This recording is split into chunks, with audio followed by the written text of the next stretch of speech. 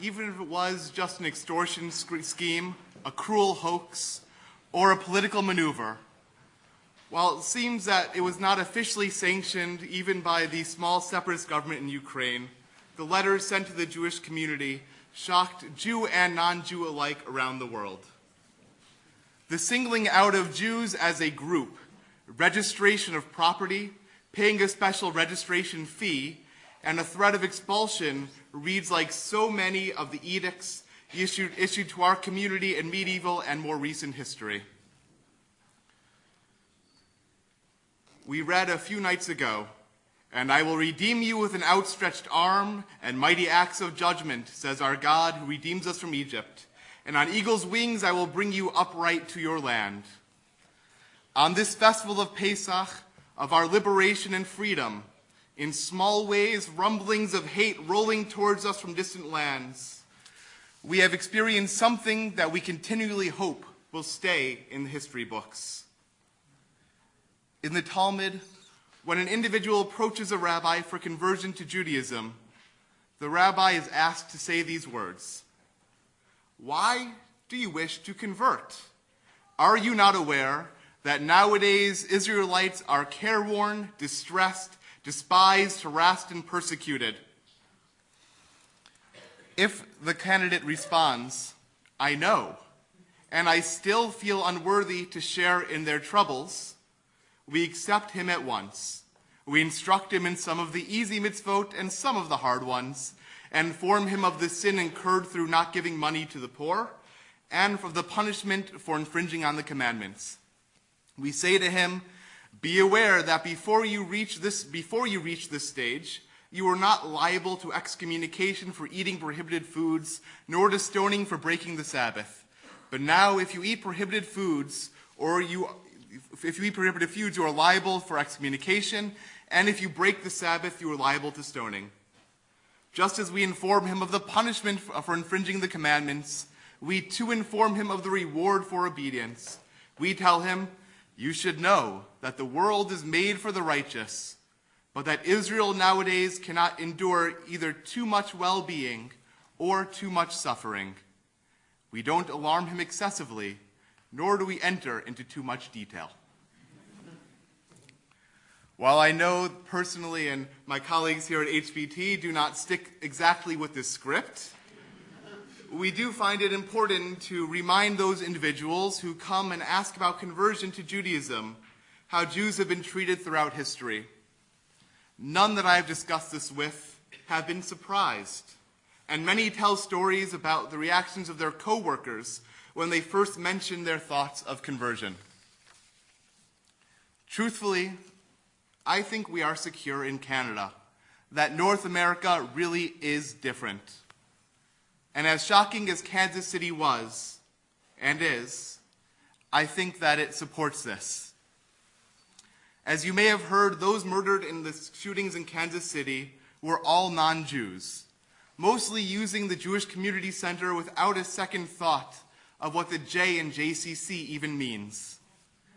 How many patrons of the Miles Nadal JCC's gym are not Jewish and don't give a second thought to being associated with our people?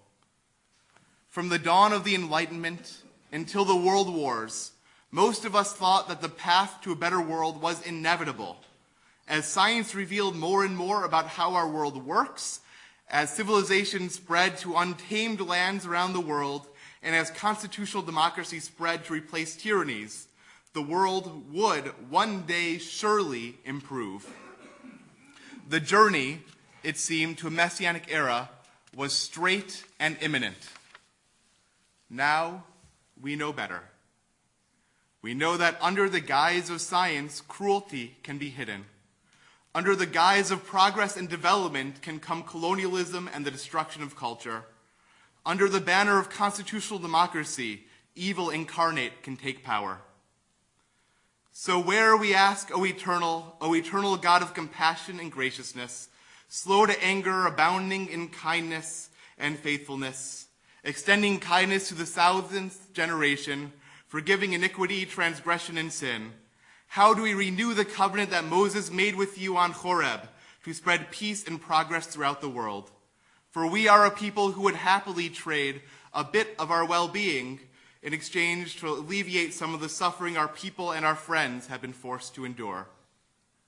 In an era of postmodernism, post-disbelief in straight progress, we know that it is upon us and our friends to spread godliness around the world. We see our world cynically now, from exaltation to degradation, back to exaltation, and too often back to degradation. I remind us that in our Seder, when we look for Elijah the prophet, we open our doors to the outside world. Poll data I saw a few years ago asked why many politicians supported Israel, even though they themselves were not Jewish. When asked, they discussed their relationships with their university roommates and friends, and the strong connections they had made with many Jews that they had connections with. Being a strong, united Jewish community helps us to survive for future generations.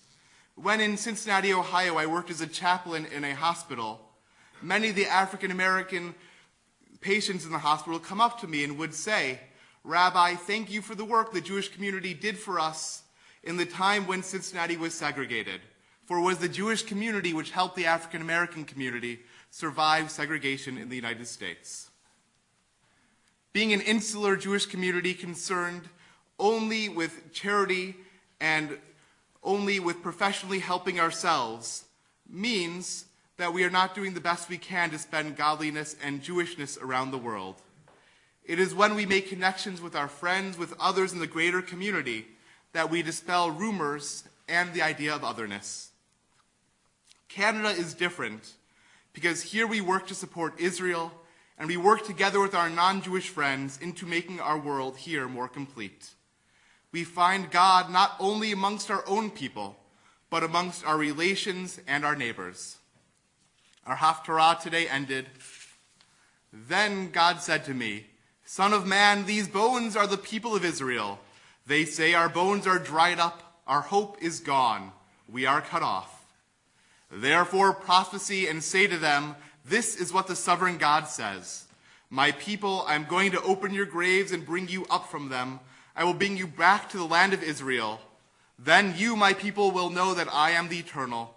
When I open your graves and bring you up from them, I will put my spirit in you and you will live, and I will settle you in your own land. Then you will know that I, the Eternal, have spoken, and I have done it, declares the Eternal.'